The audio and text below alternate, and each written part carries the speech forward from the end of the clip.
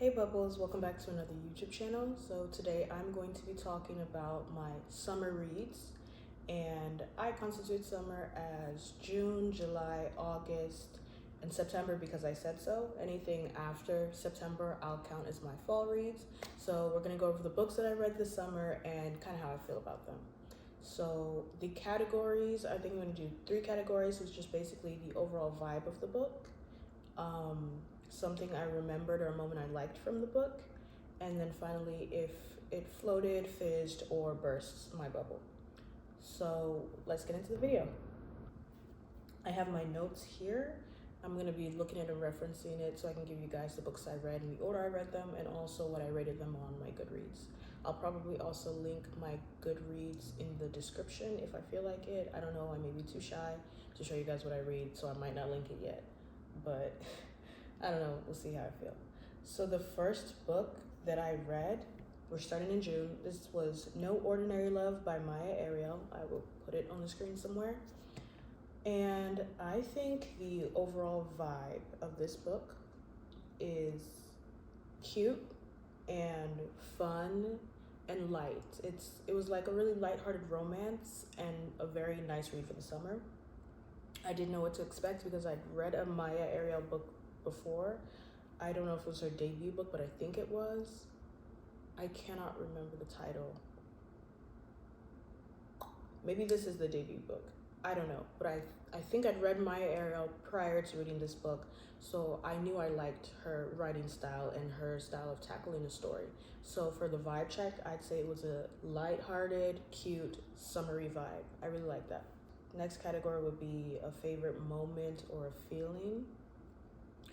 I'd say I really like when I'm reading a book and I also care about the side characters. So in that book, I was in touch with the main character's story, yes, but I believe the main character also had a friend and the main love interest also had a friend, and I was really invested in their story as well. So I really liked that about the book, that she wrote characters that I also really cared about that weren't the main characters. The side characters were phenomenal. They were great, they were funny, they were supportive, they were real. So I'd say that's a good feeling or moment that I took away from that book.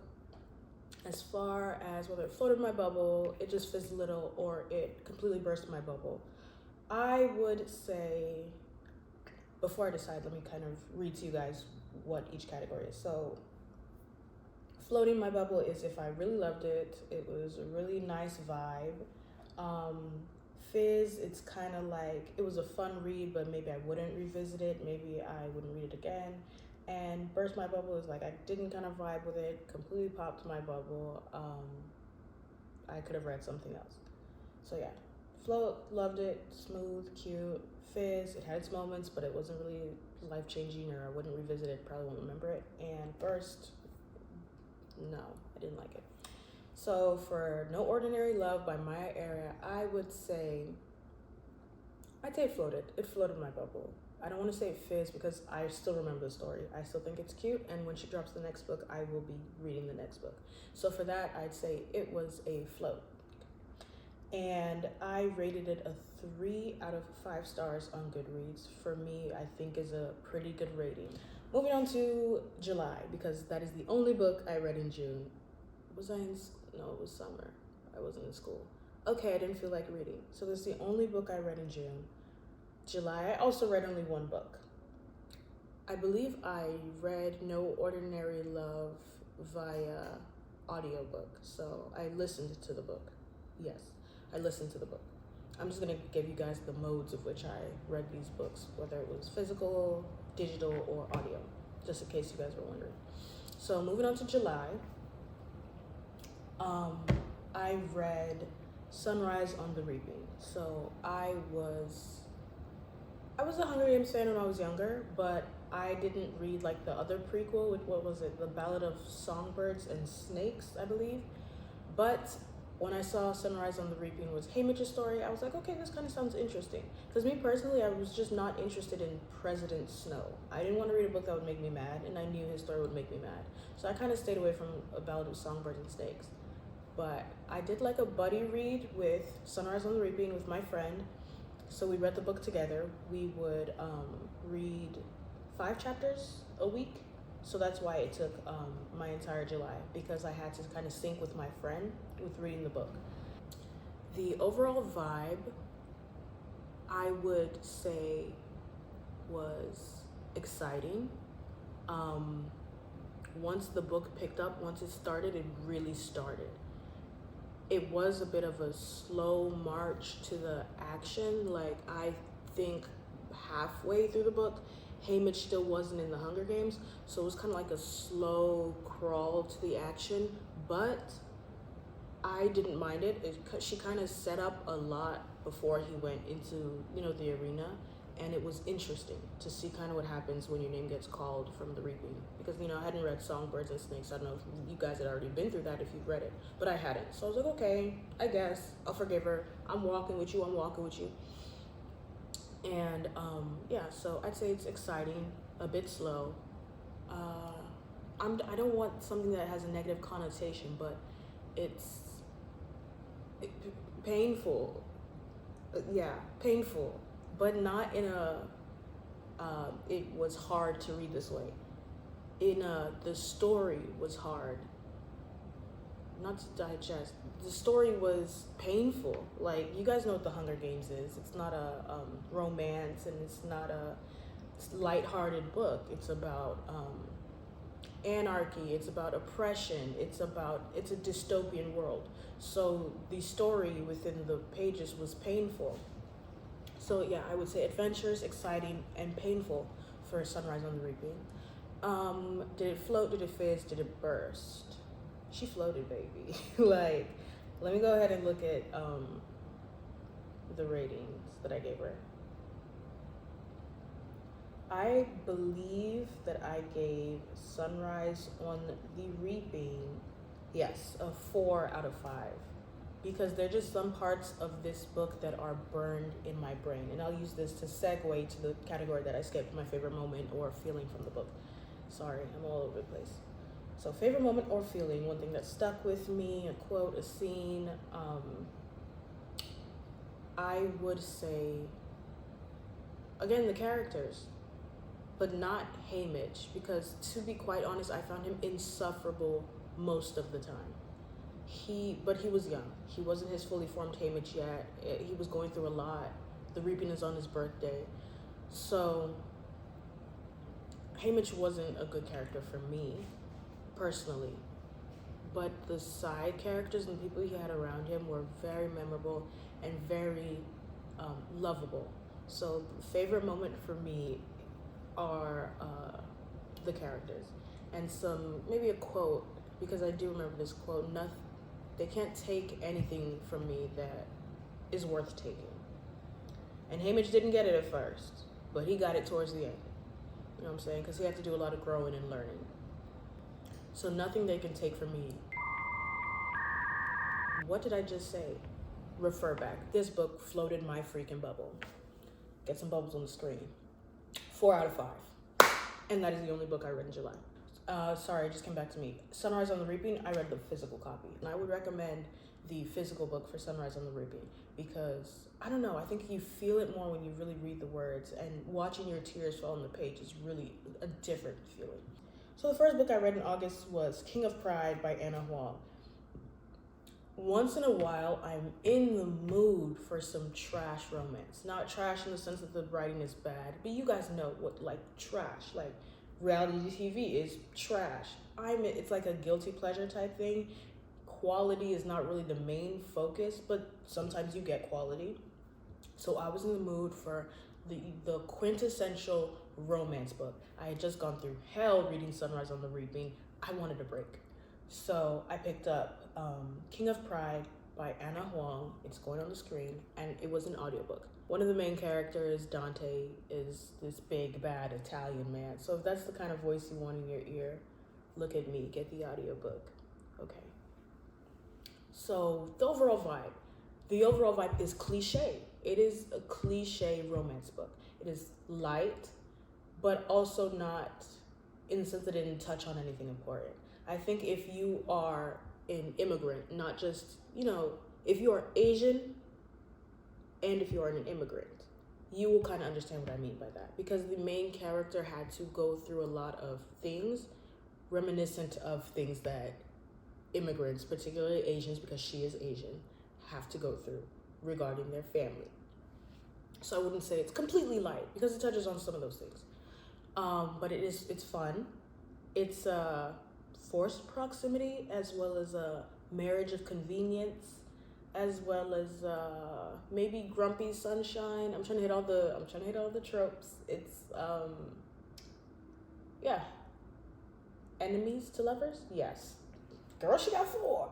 So she's enemies to lovers, forced proximity, marriage of convenience, grumpy sunshine. I went in hard with this cliche trash romance book. I went in hard. I wanted to forget what I just gone through. I went through how I'm a heel in the midst of fire. I had to get away from Sunrise on the Reaping, away from dramas and actions, and I went head first into my trash romance books, and I do not regret it. So that's the overall vibe. Some memorable moment from the book. My friends will tell you that my memory is not good. I feel like it is, but I don't know if I can beat those allegations because I have not been able to give you guys one moment from the book. I liked this cute little moment between them, the main characters and the main boy, where they shared their favorite weird snack combinations. I think hers or his was pickles and popcorn. I don't know. And then the other person's was mustard on ice cream. Please don't quote me. I think I've got the main things here: popcorn and ice cream.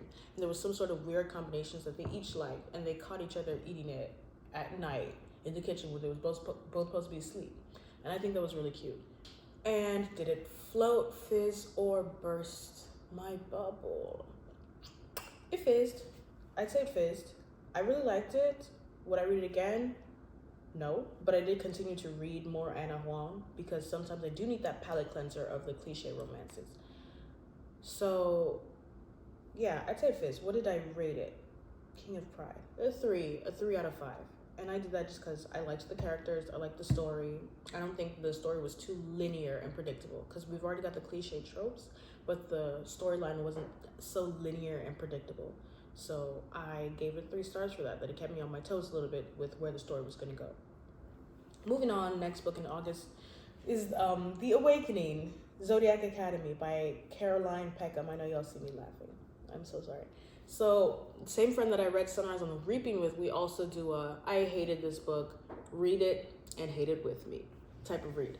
So, please don't come for me, but I presented to her Iron Throne? No. Flame? Give me a second. Iron Flame. Y'all know the book I'm talking about. The one with the dragons by Rachel. The book with the dragons and the girl and her hair is silver or has a silver streak. I don't remember. Her mom is the principal. Whatever. Iron Throne. Iron Flame. The first book in that installment, I could not stand it. Of course, it was a book talk recommendation. That's my fault. But it's not even about that book. I couldn't stand it for a whole different reason. If you guys want to hear what I thought about the book, you let me know and I'll make a video about it. But I presented her that dragon book and she presented me Zodiac Academy, The Awakening. And we traded. We said, okay, I hated this book and I hated this book. Swap and read. Tell me if I'm tripping or tell me if I'm valid. And that's what we do. And I read The Awakening on audiobook because I told her if I'm gonna hate a book, I don't want to own the physical copy. I don't want to strain my eyes. I want to be able to read the book and be doing something else so I don't completely waste my time. Overall vibe. It is, I'm trying not to do negative connotations, but what is it?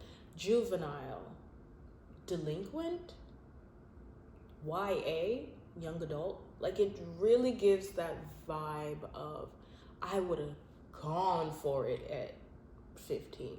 Like I would have gone for it, but it's really, when it says young adult, it's really young adult. Like being older, I can see why she has it on her list of books that were just, and it's traumatizing. I'm trying not to do negative connotations, but it's traumatizing. So overall vibe, it's juvenile, it's young adult. it is traumatizing. I'm not gonna lie. I didn't have a completely horrible time reading the book. You know, the plot is good, but there are some things that just go on in the book that it's just traumatizing. And it's interesting because I'm currently reading book 3. Lock me up. I'm reading book 3. Memorable moments. I really like the concept of Zodiac Academy, the star signs and being zoned based on your cardinal house and your element that you possess. I've always been one for a cute academy, scholastic type of read. I love academia vibe and setting, so that's what it is. So I like that moment. I like the moment where they were sorted into their house. I'm making it sound like Harry Potter. I liked when they got their element and went to chose the respective house. I don't know, guys. That's what I can remember. Did it float, fizz, or burst my bubble? You know what? This simultaneously fizzed and bursts my bubble. Would I read again? I mean, I'm on book 3. Did I love it? No. Was I traumatized? Yes. But if I can remove the parts in the book that traumatized me, take that away. And then if I could, get in the mindset, okay, this writing is for a younger audience, and just, get over that, we have a decent plot on our hands. And I think that's the same for the Dragon book. The writing was juvenile, and it just gave young adult, and I wish it's another video. But if you remove all that, the plot you have there is so solid and is so decent. So I guess that's why people continue on with that book. But I just couldn't. I just couldn't. Threw the book away. I'm not reading book 2 or 3. No, thank you. But for Zodiac Academy, I'm pushing on because they're keeping a secret, and I need to find out the secret. The author was smart. She knew what she was doing because she's been holding this secret. I don't know what the girls are, and I've got to keep reading. I'm on book 3, and she hasn't told me what they are yet. So I'm going to keep reading until I figure that out. The author was smart. That's the only reason I'm still going through this. Because was book 2 traumatizing as well? Oh, overly so. More traumatizing than book 1. So yeah, simultaneously burst my bubble and kind of fizzed. It's not the greatest book ever. What did I rate her? I didn't even rate her. I was that traumatized. I have no rating here on Goodreads. So we'll be moving on. The next book I read in August was The Alchemist. Oh, guys, I miscounted. I read 4 books, not 5. I read The Alchemist by Paulo Coelho. I don't know how to say his last name. I think he's Spanish. From Spain. Don't quote me. But yeah, The Alchemist. It's obviously a classic. You see it everywhere. So I was like, okay, I'll bite. Once in a while, I do a self-help or a classic or nonfiction or autobiography book. So it'd been a long time since my last one. So I was like, okay, The Alchemist. It's itty bitty. I'll read her. Overall vibe. Interesting. Self-discovery. Philosophical. That's the overall vibe. Memorable moments.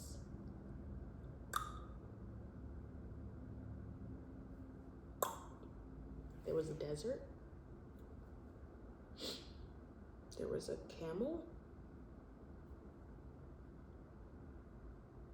The memorable moment was the end of the book when he found what he was looking for.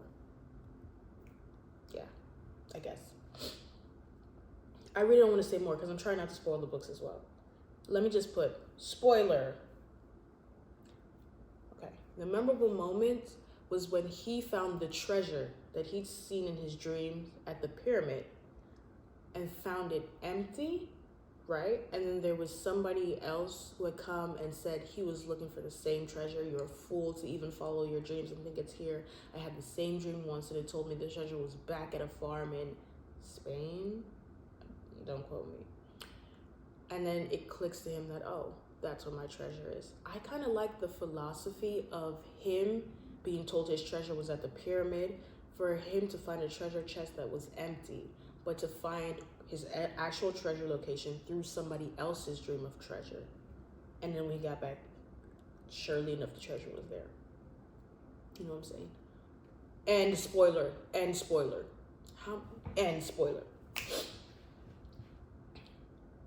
Yeah, so that was a memorable moment. I think that was the biggest philosophical part of it, and it was good. I was like, oh, T, Paulo, okay, I see why you're the big dog. I see why they still talk about you to this day.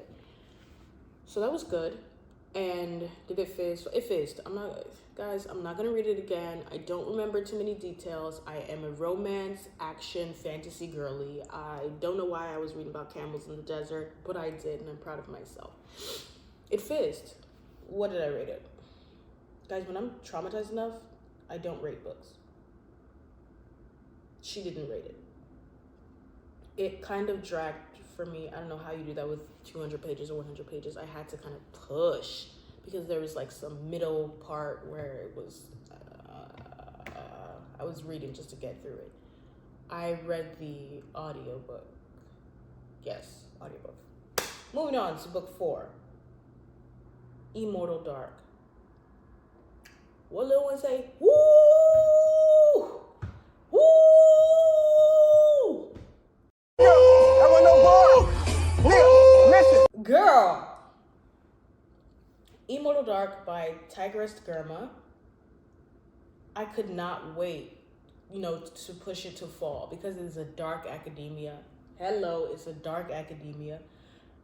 I wanted to read it when the vibes were right, but I couldn't wait. And then my friend that I read with was bugging me. Read it. And I was supposed to have read it 3 months ago. And I lied to her and told her that I had finished it. I had not. So I was like, okay, let me put my big girl pants on and finish this book. So I did. And what's the first? The vibes. The vibes are dark. When I say dark academia, it's not that the clouds are gray and it's a feeling of black and white, and they are witches and there are spells. No, there's murder and there's manipulation and there's psychological distress. Am I selling this to y'all? I'm selling it, aren't I? This is dark academia. This is not YA. It might be categorized as YA, but the writing is not YA. You need some kind of upper functioning to kind of, are y'all following me? Nod with me. You need some kind of upper functioning to understand the words on the page. Because Miss Tigris she did not come to play. She was flexing whatever degree she got. She was flexing in that book. Because sometimes I had to reread things. I'm like, okay, you said this, but what did you say? I had to reread some things. Because it's very layered. She's creating her own world here because this is going to be a multi-book series. And as book 1, there's a lot of foundation that needs to be laid, and world building and rule setting and explanation to the reader. So that's what's going on in book 1. So if you started it and you kind of got lost interest, I implore you to pick it back up, because past page 200, I don't want to lose you. Stay with me. Yes, I said past page 200, but stay with me. It gets good. She's done world building. She's done setting stuff up. She's done explaining how the world works and explaining to you who her character is and what the point of what we're doing is. She's done explaining, and then stuff starts popping off. It starts going, girl. So yeah, past page. If you want to skip it. I promise you. But read the book. Finish the book. It was memorable. Spoiler. Most memorable part of the book for me was, you're going to get tired of hearing it, the characters. The main character, I kind of had a love-hate relationship with her. I loved her at first, but then I started questioning her decisions and motives. But then I loved her again because they started making sense. Then I started questioning her again. But she's not a linear character, and she's just like a real person. She has her moments of good. She has her moments of bad. But overall, you sort of do understand her feelings and where she's coming from, especially as it pertains to her relationship with her vampire. I forgot his name. Don't make me say his name. I can't remember his name. But their relationship, it's really complex, and I really liked the way she handled it. Because I don't even know if I would categorize this as a romance. But, they had something. So I really liked the way they did that. And the murder, girl. The murder. I remember, I'm not even going to spoil it because you're not getting off the hook. You're going to read that book. Those people that don't care about spoilers and didn't skip to avoid the spoiler, I'm not telling you nothing. You're going to read that book. Who murders who and why is crazy. It's crazy. Yeah, bro, I'm reliving it and I need to read this book again. And spoiler, hey, welcome back. So yeah, I'm reliving it and I need to read this book again. So y'all already know that it floated, it fizzed, it pop, it did a burst, it popped. Baby, it floated. She up there. Give me some bubbles. Give me some bubbles. She floated. Give me book 2. Give me book 2. Book 2 is coming out next month. November 2026. When I tell you I'm sad. I'm sad. Me and my friend are waiting on it, waiting for the drop, and we're gonna read it. I read the digital book because I'm telling y'all, I needed to be scrolling through. I needed to reread like the writing and the world building and the layers of things. I needed to see the words. So I got the digital copy of the book and I read it digitally. And I rated her, don't be shady now,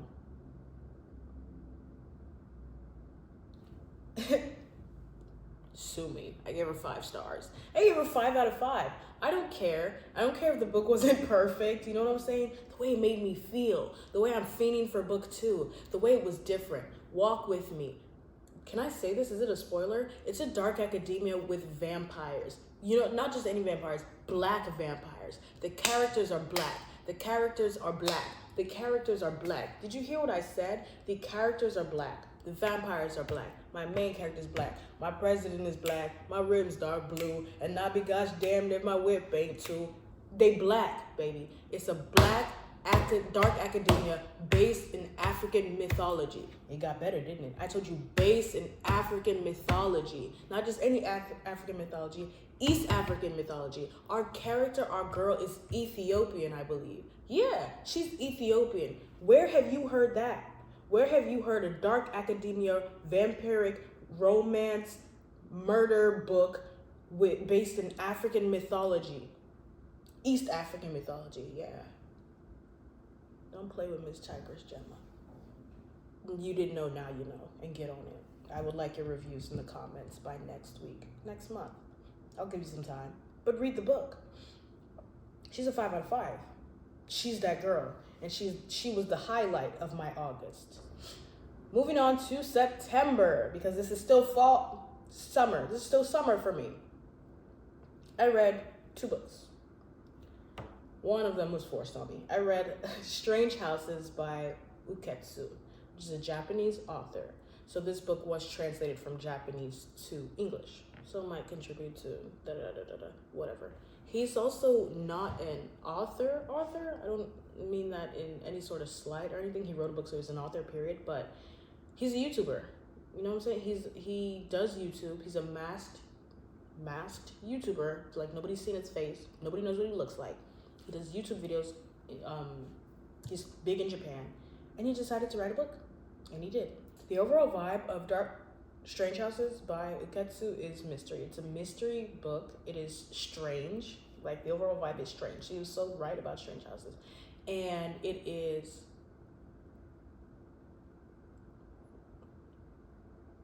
Honestly, I'm at a loss for words for what I read. It is... I'll go with unsettling. Yeah. I'll go with unsettling. It is strange, unsettling, and mysterious. Do with that information what you will. Most memorable part of... I'm laughing because if anybody's read the book, like, there's obviously a most memorable part. Spoiler. The hands? Really? The hands? Okay. The left hand? Okay. And spoiler. All right. Did it float? Did it fizz? Did it burst? Let me look at my rating.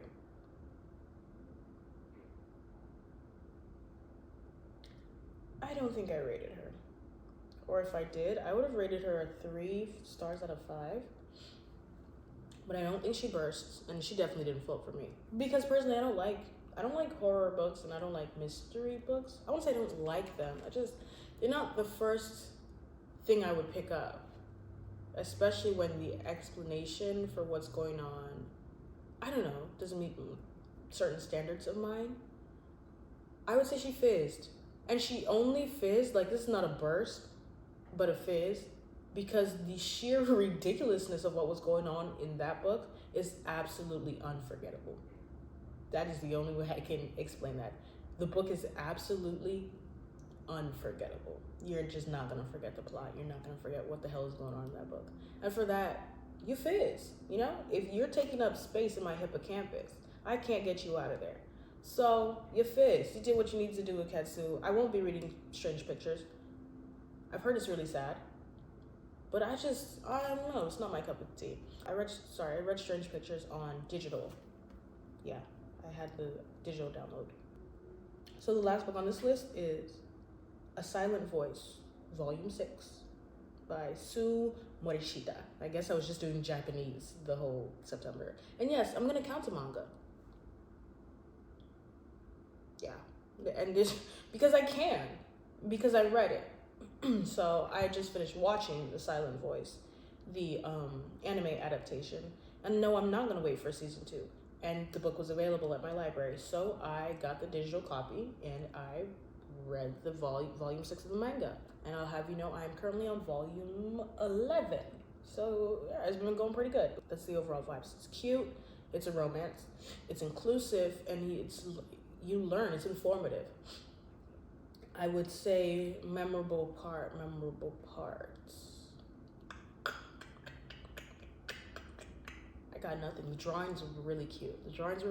The development of the main character's relationship with her boyfriend. I don't know if I'm spoiling anything. I would hope you know they're together. The development of their relationship, it's really sweet. I like seeing that, especially for her who thought she wouldn't get to have any of these experiences. It's really sweet. And did it float, fizz, or burst? Maybe it floated. I love a good romance. It was cute. Since it's a manga, it was short. It was to the point. I got what I needed from it. Got my dopamine hit, and I was out. So, yeah, there you have it. That was it. That was all my summer reads. So in total, 1, 2, 3, 4, 5, 6, 7, 8. 8 books this summer. I'm definitely off track and off schedule to meet my Goodreads goal of, I don't know, I think I put 58 books this year. I think I'm behind by 12 books, but you know what? I'm not out yet. I'm down, but I'm not out, and I'm gonna keep trying. Look, I've got a book right here. This is gonna be one of my fall reads, physical copy, because the pages were just so cute. Do you see that? It's gonna be one of my fall reads. It's called Blood at the Root by Ladarian Williams. It's another Black author, Black characters. I think it's another school one. I'm not sure. I didn't. It's another, yeah, Black characters, all of that. It's very cute. I love the pages, which is why I bought it. I bought it at Walmart for $13, which I think is a steal. But yeah, guys, we're gonna read this fall. I also have some other fall reads. Obviously, I'm reading book 2 of Immortal Dark. And then what else was I reading? I'm reading The Davenports, book 2. I've been reading that for a minute, but... And what are my other fall reads? Zodiac Academy, book 3. And I'm going to continue with the manga. So I'll be back to tell you guys about my fall reads. Let me know what you guys read this fall. Tell me about your books, your favorite books, your least favorite books. Tell me if you have books that would completely burst my bubble or float my boat. You know, let's share and give each other some things to read this summer and this winter. I love doing like seasonal reads. I think it's very, very cute. So thanks for floating by. Thanks for being a part of my bubble, and thanks for watching this video. If you liked it, please like, comment, share, subscribe, stick around, come see me yap again. I am so sorry if I talked your ear off. I am so sorry. I'm going to get better. But yeah, thank you guys. Bye.